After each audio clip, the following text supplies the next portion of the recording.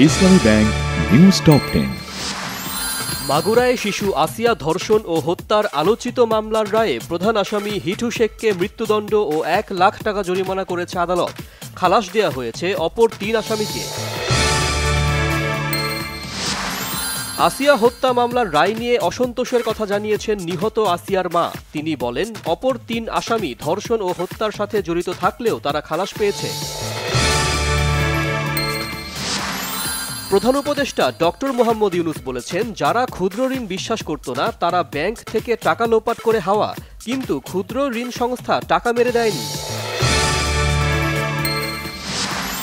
বাকশাল কায়েম করা দলটি সব সময় জনগণের মতামত উপেক্ষা করেছে। 2024 সালে ছাত্র জনতার আন্দোলনে তাদের পতন ঘটেছে। স্বরাষ্ট্র উপদেষ্টা মোহাম্মদ জাহাঙ্গীর আলম চৌধুরী বলেছেন, ভারত অবৈধভাবে পুশিন করছে। ঢাকার পক্ষ থেকে প্রতিবাদ জানানো হয়েছে। সচেতন থাকতে জনগণের প্রতি আহ্বান।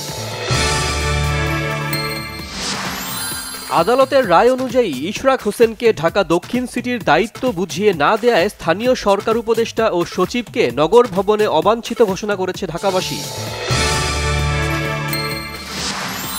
বিশিষ্ট অর্থনীতিবিদ অধ্যাপক আবু আহমেদ বলেছেন, এনবিআর বিলুপ্ত করে 2টি আলাদা বিভাগ করার ব্যাপারে সংস্থাটির কর্মকর্তা কর্মচারীদের ট্রেড ইউনিয়নের মতো আচরণ কাম্য নয়। পাওনা বেতন, ভাতা ও বোনাস সহ 5 দফা দাবিতে পরিকল্পনা মন্ত্রণালয় ঘেরাও করেছে মসজিদ ভিত্তিক শিশু ও গণশিক্ষা কার্যক্রম প্রকল্পের কর্মকর্তা কর্মচারী ও শিক্ষক কেয়ারটেকার ঐক্য পরিষদ। প্রথমবারের মতো সরাসরি আলোচনায় যুদ্ধবিরতি নিয়ে কোনো সমঝোতায় পৌঁছাতে পারেনি রাশিয়া ইউক্রেন, তবে উভয় দেশ বন্দি বিনিময় নিয়ে একমত হয়েছে।